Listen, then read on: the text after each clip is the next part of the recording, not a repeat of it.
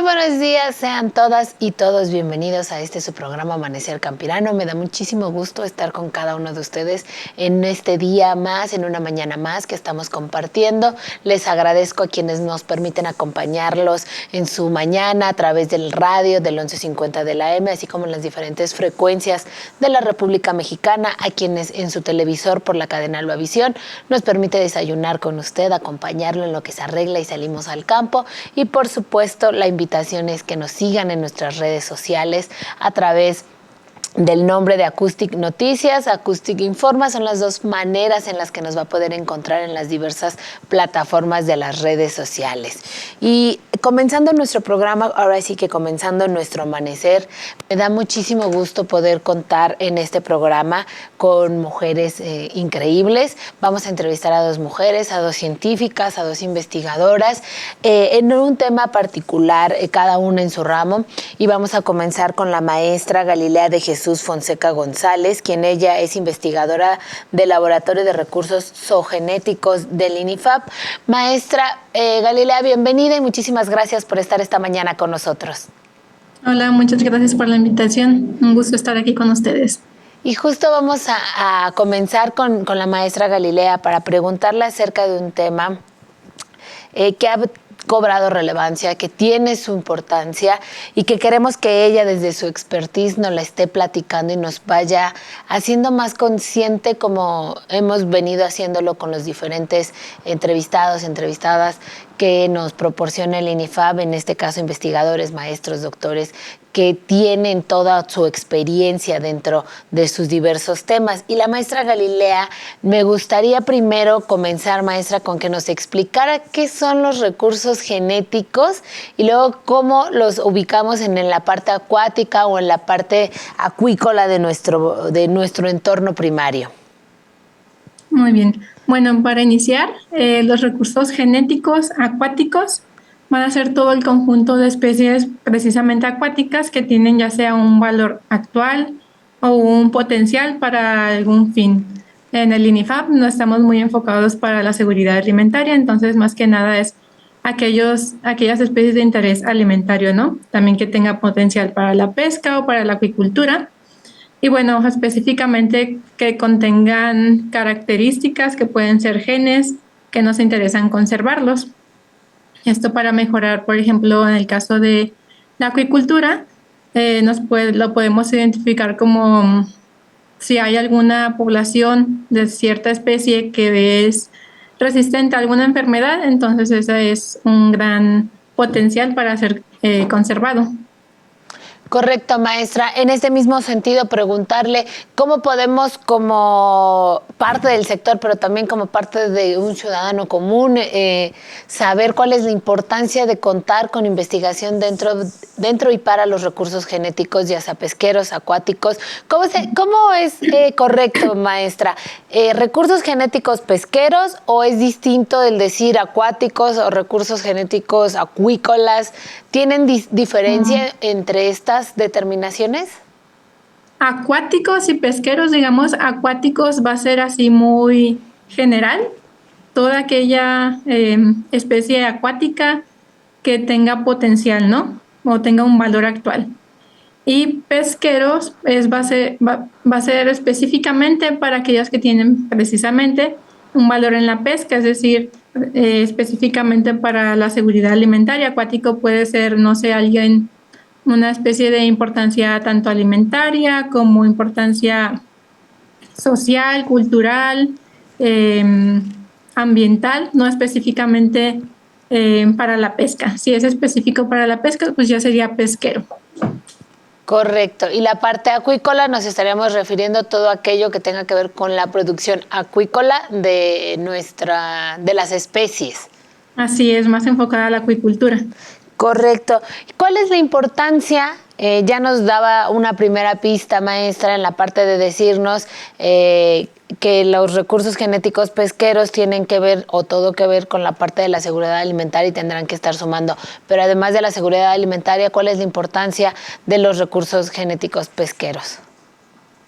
Bueno, yo creo que la principal importancia, como ya lo mencioné, es la fuente de alimento, ¿no?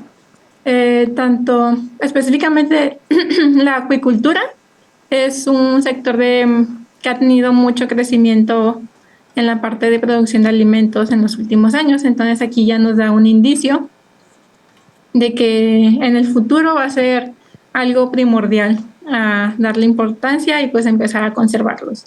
También, pues tanto las pesquerías como la acuicultura es una fuente importante de empleo para ciertas comunidades. Hay comunidades que en su mayoría se dedican a la pesca de especies acuáticas. Entonces, estas comunidades dependen tanto de la comercialización y va a ser una fuente importante de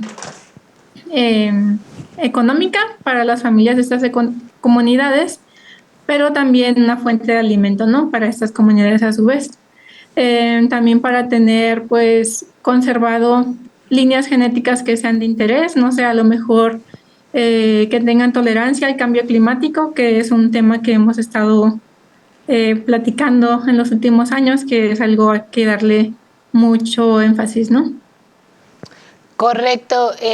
Ya nos ha aunado un poco a la pregunta y para seguir como en la misma línea, maestra, preguntarle cómo se pueden gestionar estos recursos genéticos pesqueros para cada una de las líneas que ya nos mencionaba de importancia. ¿Cómo se puede qué, perdón? Gestionar, cómo podemos irlos, cuáles serían las acciones para poderlos encaminar, las diferentes acciones para encaminar y terminen en estos objetivos que ya nos mencionaba. Ok, pues hablando desde el punto de vista de conservación, pueden ser conservación desde las granjas acuícolas, podemos decir que apoyan un poco la conservación, ya que se dedican a la producción de estos organismos, ¿no? Para su posterior comercialización y que llegue a la mesa de la comunidad. Aquí en el Centro Nacional de Recursos Genéticos, que es donde yo estoy, que forma parte del INIFAP, la conservación la hacemos desde la criopreservación. Esta técnica consiste en conservar principalmente material genético, germoplasma. Al decir germoplasma me refiero a células reproductoras que pueden ser los espermatozoides, ovocitos, células germinales. Las conservamos. Y bueno, aquí utilizamos la criopreservación, que es utilizar temperaturas de menos 196 grados centígrados. Entonces son temperaturas muy bajas y que podemos conservarlo ahí por un largo periodo. Incluso se puede decir que tiempo indefinido, y una vez que lo queramos darle una aplicación a este germoplasma, pues se descongela y ya se le puede dar uso. Muy bien, doctora, maestra, en este mismo sentido, ¿cómo podría ejemplificarnos los recursos pesqueros que desde el INIFAP están? Ya nos decía algunas técnicas, pero ¿cuáles son los ejemplos que el INIFAP está en estos momentos en los que está trabajando? Actualmente en el INIFAP, en cuanto a acuático, tenemos ya almacenado germoplasma de totuaba, abulón, ostión, trucha y lenguado. Son 5 especies. Estas 5 especies fueron donadas en el 2012 más o menos, y bueno, estas especies son de importancia sobre todo en Baja California. Y actualmente yo me integré al CNRG hace un año, en junio del año pasado, y estamos trabajando a evaluar estas también especies que ya estaban aquí almacenadas cuando yo me integré, que algunas ya tienen hasta 20 años de conservación. Y actualmente estamos trabajando en un proyecto de conservación de ajolote, que bueno, es una especie tanto de importancia ambiental como cultural aquí en México. Muy bien, doctora, son bastantes los que nos está diciendo, son 10 años. Preguntarle, además de que fueron estas especies donadas, ¿Hay alguna otra razón, ya sea su importancia en cuanto a la preservación o porque son las más consumidas, o si en otros centros también del INIFAP hacen esta parte de recursos genéticos pesqueros hacia las especies, se podría decir, un poco más comunes, ¿no? A lo mejor una tilapia, un camarón, un atún, una sardina, o estas específicas fueron por alguna razón comentada. Bueno, en cuanto a la parte de recursos acuáticos, conservación de recursos acuáticos en el INIFAP, solamente aquí en el CNRG es donde se hace la parte de conservación, y estas 5 especies que te menciono que fueron donadas por parte de CICESE, el Centro de Investigación en Ensenada, y cuando se conservaron fue precisamente por su importancia comercial. Por ejemplo, el abulón tiene mucha importancia nacional e internacional, es muy exportado, es una fuente importante de ingresos para las comunidades de Baja California, y también este fue conservado en 2002, o sea, ya más de 20 años. Y cuando se conservó fue como parte de un programa para fomentar medidas de conservación en México, y a su vez que también estaba en peligro crítico, ¿no? Esto en cuanto al abulón rojo. También está la parte del lenguado, que también es una de las especies más cultivadas en Baja California. Y en este caso, por ejemplo, fue en 2009, si no me equivoco, que fue conservado. Y precisamente ha sido el abulón y el lenguado los que me ha tocado aquí descongelar para ver cuál es el estado actual, ¿no? Y afortunadamente hemos tenido buenos resultados, a pesar de que han pasado bastantes años desde que se conservó.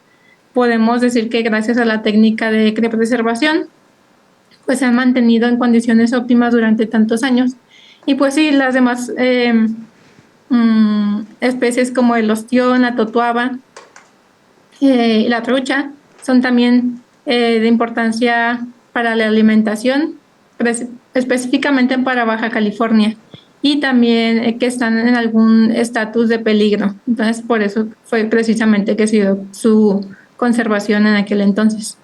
Muy bien, maestra Galilea de Jesús Fonseca González, denos un minutito porque tenemos que ir a un corte comercial, pero regresando vamos a seguir platicando con ella para que nos siga explicando la importancia y cuál es el trabajo que está realizando el INIFAP en torno a los recursos genéticos de pesqueros. Ya nos daba ella la diferencia y la importancia. Esto es sumamente relevante para nuestro país y sobre todo para el tema de la seguridad alimentaria, que de alguna u otra manera la llevamos buscando desde hace muchos años y que finalmente, tras muchos años de investigación, ya bien lo decía la maestra Galilea, fueron prácticamente 20 años en los que se ha trabajado en estos últimos que nos cuenta. Pero vamos a un corte comercial y regresamos aquí a Amanecer Campirano.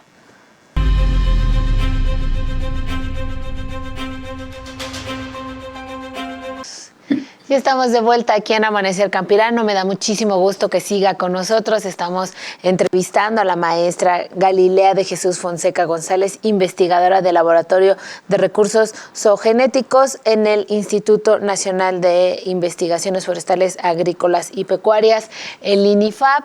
Estamos platicando con ella acerca de los recursos genéticos justamente en tema pesquero. Cobra relevancia, ella ya nos dijo varias cosas que tenemos que tener en presencia muy conscientemente.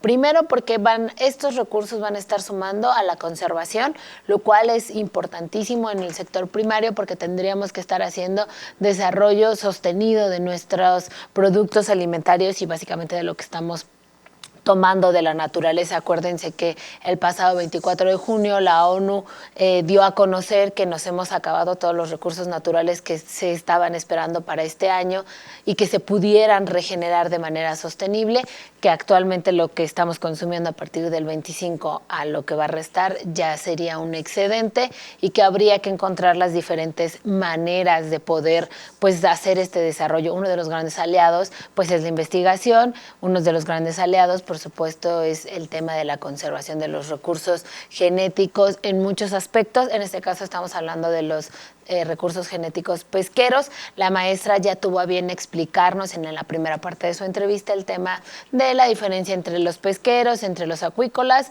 y los acuáticos, ¿no?, que nos va a referir. Ella se encuentra trabajando en el Centro Nacional de Recursos Genéticos del INIFAP, y bueno, nos estaba ahí explicando el tema de conservación, investigación, y ahorita me gustaría, maestra Galea, que nos dijera el tema de los usos que le pueden dar una vez que ya tienen desarrollado el tema de los recursos genéticos. ¿Cuál es el mayor aplicativo para que nuestros auditores, por supuesto también yo, que no soy experta, sepamos que tienen estos recursos genéticos pesqueros? Muy bien. Una aplicación, una vez que ya es conservado, digamos, en condiciones criogénicas, que es como lo conservamos aquí, se puede descongelar cuando se desea, ¿no? Por ejemplo, en el caso de la acuicultura, pasa muchas ocasiones que no hay una sincronización de madurez sexual en los machos y en las hembras. Entonces, ¿qué pasa aquí? Que, por ejemplo, no sé, las hembras ya están maduras, listas para reproducirse, pero los machos todavía no están sexualmente maduros. En este caso podemos enfrentar este reto conservando el esperma, ¿no? Cuando los machos lleguen a su madurez sexual, listos para reproducirse, pues conservar el esperma, y como mencioné anteriormente, este puede ser conservado por tiempo indefinido. Entonces, digamos, en el siguiente año pasa lo mismo, las hembras están maduras, listas para reproducirse, los machos todavía no están listos. Entonces, ¿qué hacemos aquí? Un ejemplo es, pues descongelamos el esperma de los machos que ya teníamos congelados, se descongela y se puede utilizar para, en este caso, fecundar a las hembras. Pues es una gran aplicación, ya que se optimiza lo que es la reproducción en cautiverio en la acuicultura.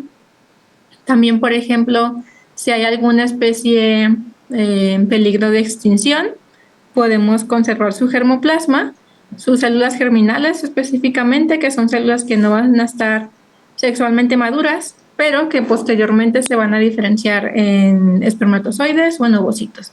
Entonces, ¿qué hacemos? Conservamos las células germinales de esta especie que está en peligro de extinción, y posteriormente se pueden realizar programas de reproducción asistida.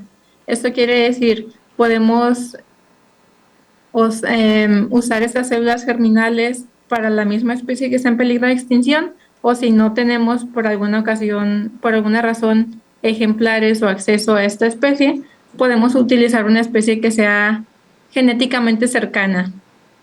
Y pues aquí ya estamos también enfrentando el problema de conservar el germoplasma de tal especie que está en peligro de extinción, y a su vez posteriormente reproducirla, ¿no?, para aumentar el número de población de dicha especie. Muy bien, maestra. Me gustaría también preguntarle en tema de la vinculación, porque sé que el trabajo que lleva el generar la conservación, en hacer todas las líneas de investigación que ya nos ha platicado en tema de recursos genéticos pesqueros, deben de tener aliados. ¿Cuáles serían estas otras instituciones que están colaborando con ustedes, con el centro, que colaboran con el INIFAP, para poder, pues, justo trabajar en la conservación y tener mayor impacto, que es lo que se desea? Sí, actualmente estamos colaborando con CICESE, que está en Ensenada, Baja California. Ahí está lo que es el SUBNARGENA, es el Subsistema Nacional de Recursos Genéticos Acuáticos. Entonces, ellos, digamos, tienen un pequeño biobanco específicamente para los recursos acuáticos.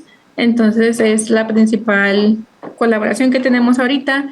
También durante el último año he tenido colaboración con otros centros de investigación como el CIAT en unidad de Mazatlán, Sinaloa. Esto específicamente porque ellos tienen sus cultivos de peces marinos. Entonces, aquí en el CNRG no tenemos,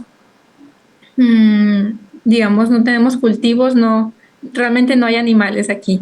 Entonces aquí básicamente todo es conservación de las células de estos animales. Entonces lo primordial es hacer la colaboración con aquellas instituciones, ya sean centros de investigación o incluso productores, que nos puedan otorgar el acceso a estos organismos, ¿no? Como es el caso del CIAD. Ahí estamos precisamente para este verano, ya estamos en fechas, a lo mejor es a finales de agosto o septiembre, nos va a tocar ir a colectar germoplasma. Ahí estamos, tenemos en vista lo que es el mero, el robalo y el pargo. Estas especies son de importancia alimentaria. Y bueno, el CIAD nos da la facilidad de que ellos nos avisan de ya esta especie está lista para desovar. Entonces nosotros preparamos todo el material y equipo aquí, vamos, colectamos y se hace la criopreservación, ¿no? Se congela el germoplasma. También hemos tenido una colaboración con IMIPA. Ellos igualmente tienen sus cultivos ahí de pescado blanco. Fue una especie que tuvimos mucho hincapié el año pasado para su conservación. Aún estamos en vistas para tener un proyecto aprobado y empezar lo que es la conservación. Ellos también en IMIPAS Pátzcuaro tienen el ajolote. Ahorita, de hecho, actualmente está un proyecto sometido a una convocatoria externa. Precisamente a mediados de este mes de agosto nos dan resultados. Entonces, bueno, el ajolote, como ya sabemos, ha tenido mucho auge en los últimos años. Es una especie endémica. Y bueno, lo que aquí estamos intentando es conservar su esperma y caracterizarlo, ya que hay mucha poca información científica de este germoplasma. Y también hace como un mes tuve una reunión con un investigador de el IPN y de UABC, de la Universidad de Baja California Sur. Y bueno, ahí estamos en vistas para conservación de madreperla, que es un bivalvo. Y también a ellos tienen acceso a diferentes especies, entonces cuestión también de coordinarnos y empezar a ver cuándo es el tiempo adecuado para ir a colectar y pues ya preparar todo el material e ir a iniciar los experimentos. Muy bien, maestra Galilea. Nos habla de diferentes líneas de trabajo, todas sumamente importantes, y un poco también preguntarle sobre todo por lo que implica no solo en tiempo, sino en recurso humano, cuántas personas, cuántos investigadores trabajan por las diferentes líneas de investigación que nos ha estado mencionando. Específicamente aquí en el CNRG. Sí. Sí, ok. Aquí en el CNRG, en la parte de recursos acuáticos, estoy solamente yo.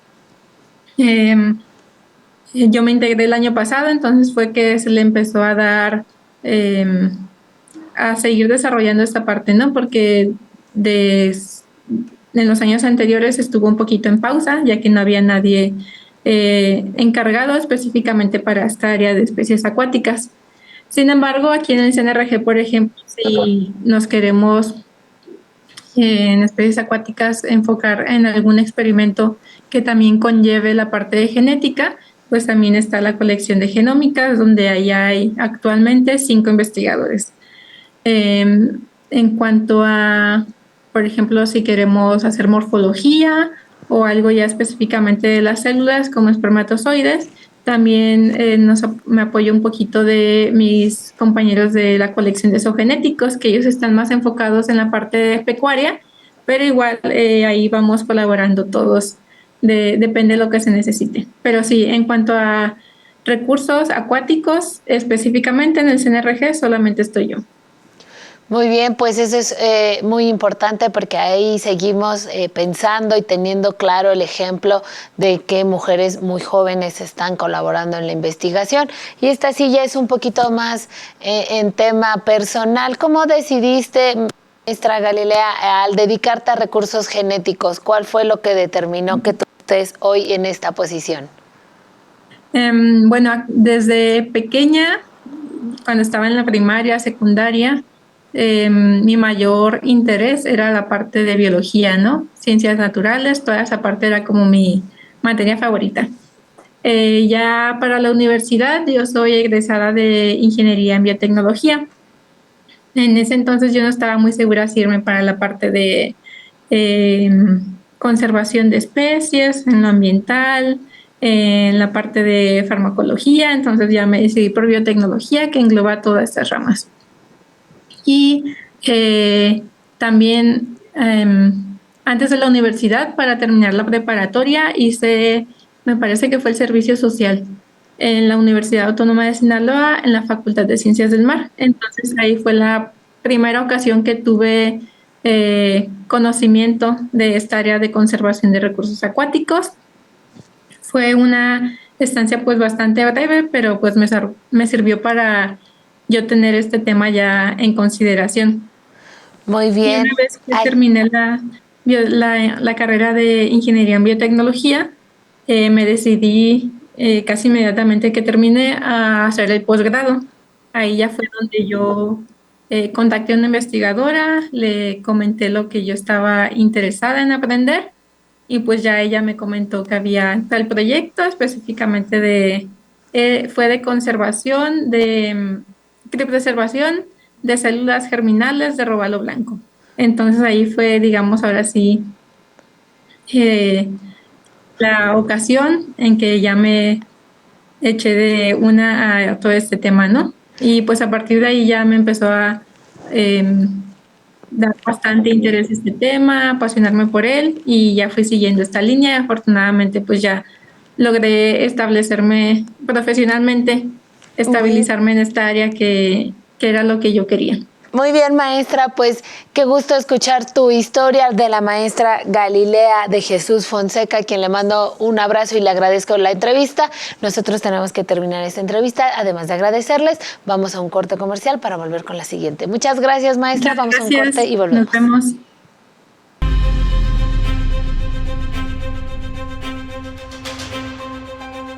Y estamos de vuelta aquí en Amanecer Campirano. Como siempre, le agradezco su preferencia y que continúe con nosotros en este programa. Recuerde, síganos a través de las redes sociales, búsquenos como Acoustic Informa o Acoustic Noticias. Son las dos maneras en las que usted nos va a poder encontrar en las diversas plataformas digitales. También los invitamos a que por favor siga nuestra transmisión en Albavisión. Y si está usted en radio, muchísimas gracias desde el 1150 de la M que nos estamos escuchando. Y es turno, como ya lo anunciaba desde que inició el programa, de seguir con otra de nuestras investigadoras del día de hoy, quien en el pasado mes de julio presentó su libro Diagnóstico de la Acuacultura Rural en México, del periodo 2022 al periodo 2024. Ustedes se pueden meter a la página del IMIPAS, que es el Instituto Mexicano de Investigación Pesquera y Acuícola Sostenible, lo que antes era el INAPESCA, ahora ya con esta nueva versión y con mayores atribuciones. Y estaremos platicando con su autora, que es la doctora Norma Angélica López Telles, quien tiene muchísimo trabajo dentro del instituto. Vamos con ella y volvemos. Y bueno, como ya lo anunciaba yo en el estudio, contamos con la presencia de una de las personalidades hoy por hoy más importantes en el sector pesquero. ¿Por qué se los digo? Por un tema de su más reciente publicación, pero también por los años de estudio que lleva realizándolos. Vamos a entrevistar a la doctora Norma Angélica López Telles, quien en pasados días de julio, ella presentó un libro digital llamado Diagnóstico de la Acuacultura Rural en México del periodo 2022 al periodo 2024. Doctora Norma, bienvenida y muchas gracias por su tiempo. Hola, ¿qué tal? Muy buenos días. Muchas gracias por la invitación. Bueno, doctora, tuvimos el honor de poder estar en la presentación que realizó al lado de su director y de otras más personalidades y funcionarios dentro de la Secretaría de Agricultura presentando el diagnóstico. La verdad es que en la revisión ya precisa del libro hay mucho que contar, mucho que resaltar. Yo me quedo con uno de los comentarios que me parece que usted decía, era que era un logro para nuestro sector contar con un panorama o con un material que si bien no está cuantificable. físico, pues, que ya esté haciendo un diagnóstico, porque por mucho tiempo, por diversas situaciones, se había estado complicando. Primero me gustaría preguntarle qué se le significó a usted en trabajo, en esfuerzo, en recurso, poder lograr concretar un diagnóstico que va a ser un parteaguas para lo que sigue ahora sí en la acuacultura en México. Híjole, pues creo que fue un logro de un equipo de muchas personas, muchos investigadores, compañeros que estuvieron entrevistando en los países, en nuestra región del país que es vasta y que aún así desafortunadamente no pudimos cubrir todo el territorio nacional. Este, los 20 estados que realizamos, esto iba dirigido a que nuestro Plan Nacional de Desarrollo 2019-2024, que fue de la administración pasada, solicitó trabajar en municipios de alta marginación, en poblaciones indígenas y afromexicanas y en pequeñas y medianas urpas. Por eso nos dimos a la tarea y enfoca para conocer la actividad cuantificable y real de los que están haciendo acuacultura en nuestro país. Correcto, doctora. Es un trabajo que lo mencionaban tanto pues en la presentación como es bien sabido en ese programa, siempre les damos su lugar a los investigadores, porque les decimos, no es un trabajo sencillo, es un trabajo que requiere mucha concentración y mucho trabajo. ¿Cuáles considera, doctora, que han sido los principales, ya entrando en materia, hallazgos dentro de este diagnóstico? Ya nos estaba dando usted un adelantito, que es este diagnóstico contiene 20 de los 32 estados de la República. Entonces, ya desde ahí ya es un primer hallazgo, porque ya es bastante gratificante poder contar con más de la mitad de nuestros estados de la República con este diagnóstico. Sí, así es, pero igual, por ejemplo, te puedo decir que encontramos que más del 50% de los productores no tienen su registro nacional de pesca y acuacultura, que es el RNPA. Entonces no son cuantificables, ¿no? No están como conocidos en una pesca, que es la cuestión que lleva a la administración, no están registrados. Entonces, como si no existieran y esa producción pues no se reporta. También otra cosa que nos llamó la atención es que la mayoría de los productores no practican las buenas prácticas de manejo en la producción, hacen malas praxis. Los productores, si les comentan que el vecino, que el amigo, que el pariente, por ejemplo, usó un antibiótico y ellos, aunque estén enfermos o no sus organismos, pues les meten el antibiótico y no son las dosis adecuadas, o sea, no están bajo supervisión, lo cual eso ocasiona problemas y lo que nosotros queremos es evitar esos deterioros en el ecosistema, por lo que también recomendamos que en la mayoría de las presas se realicen estudios de capacidad de carga y también de planes de manejo en estas comunidades para tener herramientas para poderlos ordenar y poder tener esta actividad a futuro y mucho, mucho tiempo. Entonces, principalmente esos fueron los hallazgos que encontramos, ¿no?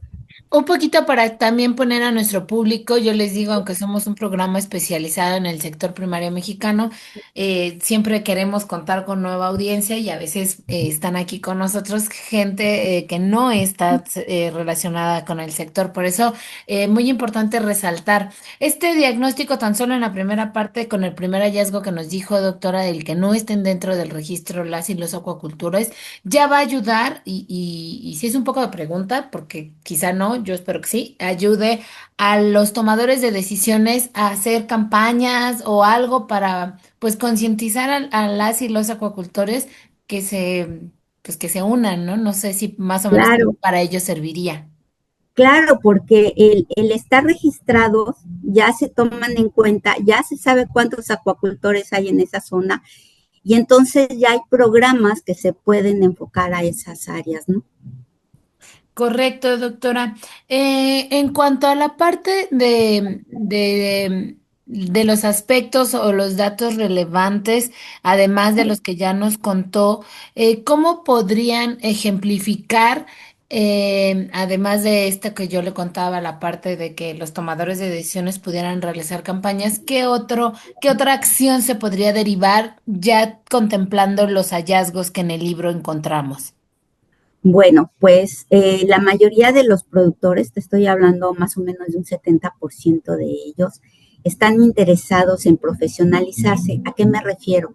Están interesados en tomar cursos para mejorar sus buenas prácticas de manejo y aumentar su producción, sobre todo en los de en la fase de engorda, y así que su producción aumente, ¿no? Y tener beneficios para ellos. Correcto, doctora. Me gustaría que les contara a nuestro auditorio cuáles son estos 20 estados que estudiaron y de qué y bueno, y por qué fueron los que eligieron, por las razones que hayan sido. Ay,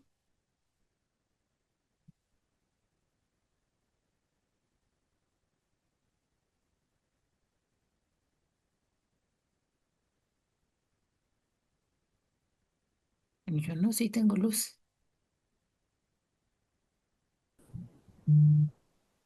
Por favor. Doctora, ¿cuál sería la principal razón por la cual se estudiaron estos 20 estados y cuáles son estos 20 estados en los que están ya dentro del diagnóstico? O sea, una razón específica no es. Mira, nosotros como IMIPAS tenemos 14 centros regionales, los cuales cada uno está en un estado de costa. Ahí se solicitó a un investigador de acuacultura que realizara el diagnóstico de su estado. Y en las oficinas centrales también tenemos varios investigadores que escogieron o se les asignó un estado de interior, en los que está Puebla, Querétaro, Hidalgo, Morelos, Estado de México. Desafortunadamente no habemos tantos investigadores y desafortunadamente no se pudieron hacer todos los estados, ¿no? Esa fue la cuestión de cómo se escogieron los estados. Ahora bien, la encuesta nos las proporcionó y la elaboró la Dirección de Investigación en Acuacultura. Todos recabamos la información, se subió a un Google y analizamos y se elaboró este documento, ¿no? Ese fue pues lo general de cómo se elaboró el trabajo. Correcto, doctora. Una vez con estos datos, ¿cuáles serían los retos que arroja la parte del diagnóstico que están enfrentando actualmente las y los acuacultores? Los retos son, ellos están modificando sus tecnologías, sobre todo los de jaulas, están usando materiales un poco más resistentes. También la red agallera la están cambiando por una red que no lastimen a los animales, ¿no? Discúlpame otra vez la pregunta. No se ¿Lo vas a editar? Porque, ay Dios. Sí, claro que sí, Bueno, no se preocupe. otra vez, ¿cuál fue la pregunta?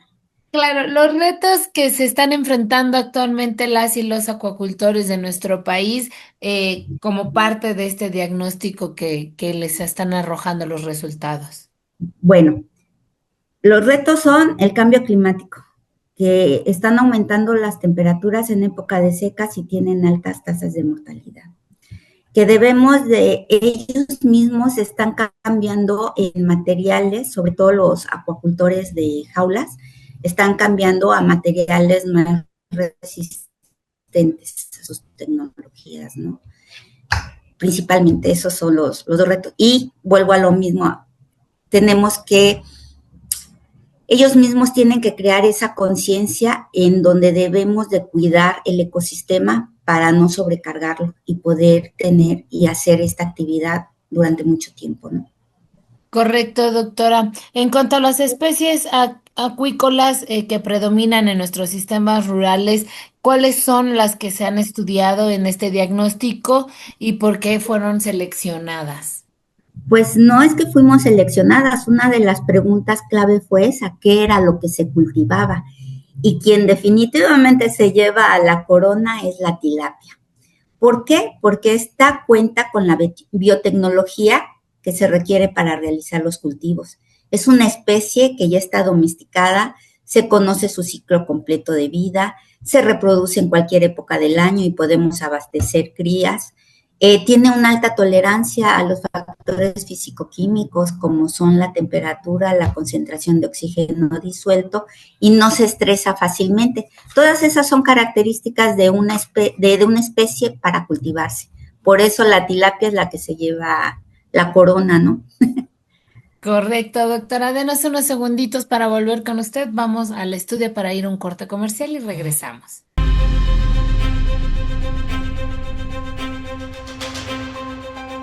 Estamos de vuelta para irnos nuevamente con la doctora Norma Angélica López, quien es la autora de Diagnóstico de la Acuacultura Rural en México. Vamos con ella para terminar la entrevista. Y estamos de vuelta aquí en Amanecer Campirano, agradeciéndole su preferencia. Estamos platicando con la doctora Norma Angélica López Telles sobre el diagnóstico de la acuacultura rural en México, libro digital. Este libro cuenta con datos del periodo 2022-2024. Ya nos decía la doctora que esto es como parte del resultado del Plan Nacional de Desarrollo del pasado sexenio 2019-2024 y que sin duda tener los resultados hoy por hoy son sumamente importantes para el sector pesquero y acuícola porque estarán ayudando este diagnóstico a la toma de decisiones. Entre los grandes hallazgos que nos decía la doctora que pudieron encontrar ella con todo el equipo que realizaron este proyecto, este trabajo. Es que, bueno, los acuacultores no cuentan con su registro, que lo tienen que hacer ante la CONAPESCA y que es importante ahora ya saberlo, si bien es algo que probablemente para las personas dedicadas a lo mejor a esto les resuena y es parte de una cotidianidad, es muy importante contar con el registro porque como ya nos decía la doctora Norma, una vez que se cuente con este registro van a poder acceder a diferentes apoyos y trabajos. También nos comentaba la doctora que en los últimos, bueno, se estudiaron en 20 estados de la República y fue así como lo lograron trabajar con los diferentes recursos que por parte del Instituto Mexicano de Investigación de la Pesca y la Acuacultura está bastante pues sí, obviamente con muchas limitaciones en muchos temas, porque el sector primario mexicano es muy amplio y se agradece siempre que por lo menos volteen a ver un poco en mucha parte de la investigación, porque esa es la columna vertebral. Ella también es parte importante porque este diagnóstico va a ayudar muchísimo a lo futuro. Doctora, hablábamos también un poquito del tema del cambio climático, ya lo decía usted. ¿Cómo ha afectado o cómo lo vio reflejado que estuviera afectado en este periodo de estudio?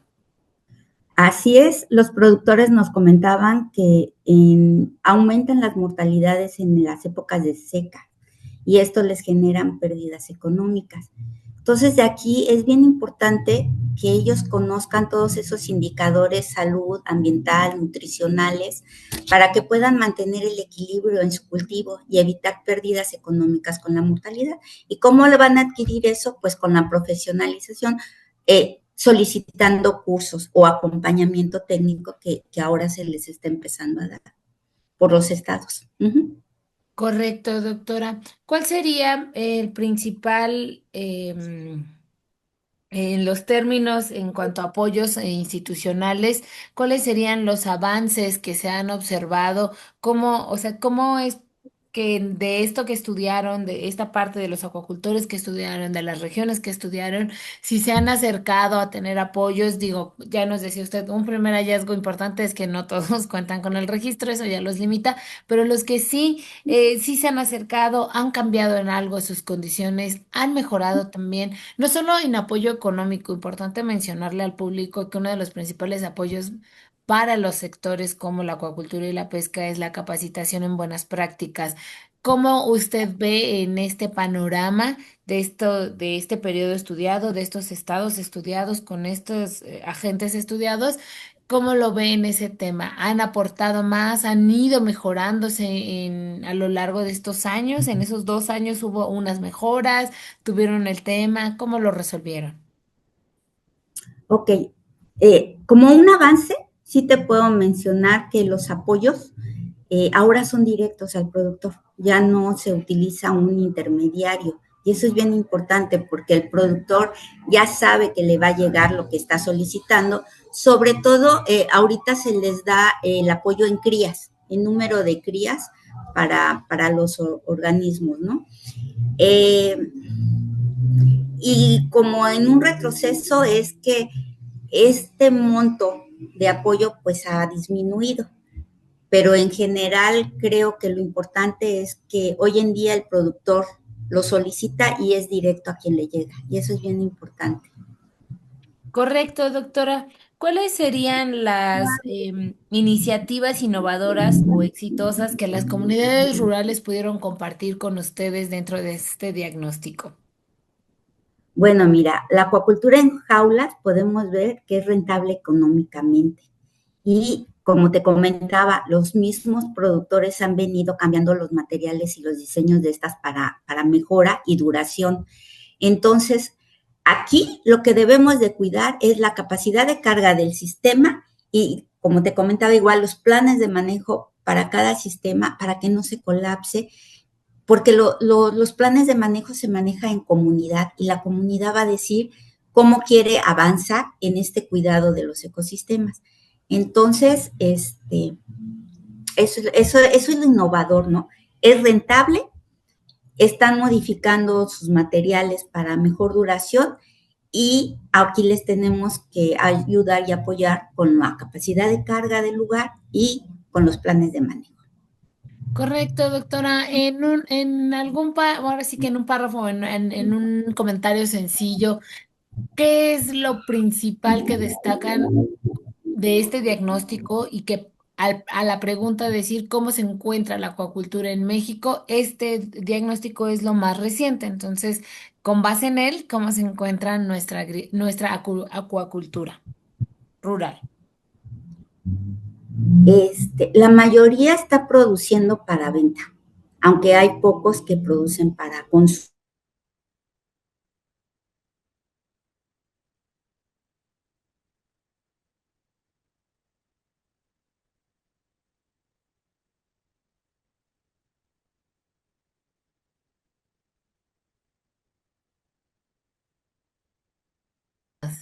Doctora, con base en este diagnóstico de los últimos, bueno, ya emitidos, ya con esta práctica, ¿cómo podemos contestar la pregunta de cómo se encuentra nuestra acuacultura rural en nuestro país?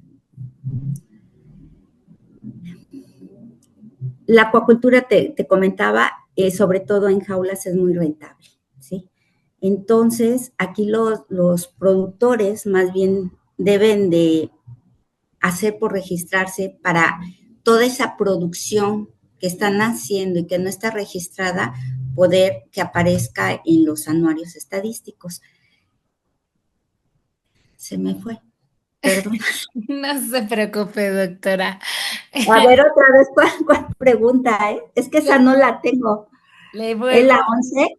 No, no, no, no, No, esto es como, esa te salió de ti. sí, sí, Ay, sí, sí. es que me Solo es moviste como esta, una perdón. guía para tenerlos, pero Ya, es ya. como irnos encaminando pues al final de la Pues entrevista. es que de la innovación, o sea, es lo mismo, ¿no? O sea, cambiaron sus materiales, o sea, siento que como que es la misma respuesta y no sé si Así es, estamos, justo por eso bueno, le preguntaba hace en un momentito para retomar, esto lo editamos, no se preocupe, la parte gracias. de dentro de la acuacultura rural en México y con base en el trabajo realizado con el diagnóstico, ¿cómo podemos decir o contestar a la pregunta de cómo se encuentra nuestra acuacultura rural en nuestro país? Hay lugares, sobre todo en las presas, que son muy productivas. producen muchas toneladas, ¿no? Entonces es buena, es saludable, es rentable. Sin embargo, debemos de hacer que todos estos productores se registren ante la CONAPESCA para poder reportar toda esa información y apoyarles en estos planes de manejo y en la capacidad de carga del lugar para que no rebasen la capacidad de carga y empiece a deteriorarse el ambiente, y los planes de manejo va a ayudar para que la misma comunidad trabaje en conjunto y puedan tener una acuacultura más sostenible, o sea, que les dure para muchos, muchos años, ¿no? Correcto, doctora. Y en este programa siempre contamos con cuando tenemos la fortuna de saber que son mujeres las que están al frente de los proyectos, que están liderándolos o que forman parte de ellos, siempre hacemos esta pregunta. En perspectiva de género, ¿cuáles serían los datos a resaltar dentro de este diagnóstico? ¿Cómo están las mujeres en la acuacultura? Por ahí el secretario Julio Verdaguer siempre lo ha dicho y sus antecesores también. La agricultura tiene cara de mujer y yo creo que más bien es el sector primario que tiene cara de mujer porque proporcionamos, según la FAO, el 70% del alimento a nivel mundial. Entonces, ¿cómo están las mujeres acuacultoras o qué datos le arrojó el diagnóstico en cuestión de las mujeres dentro del sector? Pues mira, haciendo una pequeña comparación del censo que hizo el INEGI en el 2019, donde dicen que la participación de la mujer en la acuacultura es del 15.5%, nosotros en el trabajo en estas zonas rurales encontramos que las mujeres en las granjas ya son un 43%. O sea, ya está equiparando a la igualdad en cuanto a los caballeros. Y otra cosa importante, que de las que entrevistamos, el 23% son las dueñas de sus granjas. Entonces, sí, en efecto, cada vez está más involucrada la mujer y hay mayor representatividad.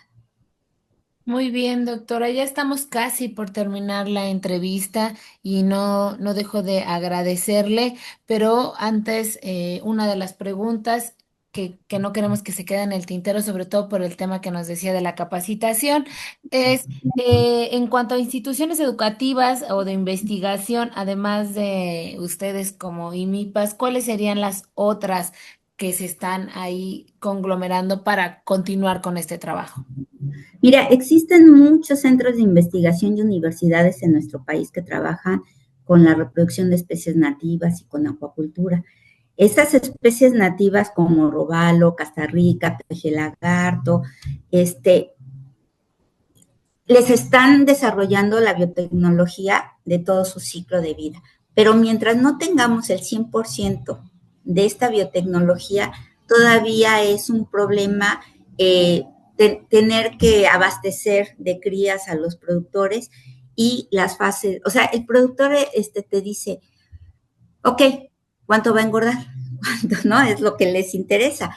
Entonces, mientras no esté al 100% las biotecnologías de estas especies que te menciono, que son de gran importancia comercial y que son nativas de diferentes regiones de nuestro país, pero muchas universidades y centros de investigación están realizando esta biotecnología de estas especies. Correcto, doctora. Pues le quiero agradecer a la doctora Norma Angélica López Telles que nos vino a platicar acerca del diagnóstico de la acuacultura rural en México en el periodo 2022-2024. Es un libro digital que, doctora, se encuentra disponible en la página del IMIPAS. Así es, ahí está disponible. Perfecto para todos aquellos jóvenes que se dedican a la investigación o también a todos aquellos que quieran realizar alguna innovación en torno a acuacultura rural. Créanme que el diagnóstico les va a ayudar muchísimo. Doctora, le agradezco. Nos vemos en una próxima emisión y nosotros vamos directito al estudio. Y les quiero agradecer a todas y todos que estuvieron con nosotros el día de hoy de Amanecer Campirano, también a nuestras dos investigadoras, a nuestras dos doctora y maestra que estuvieron acompañándonos el día de hoy. Muchísimas gracias. No olvide quedarse con Fer Tapia en Cáigase de la Cama y nosotros nos vemos en nuestro próximo Amanecer.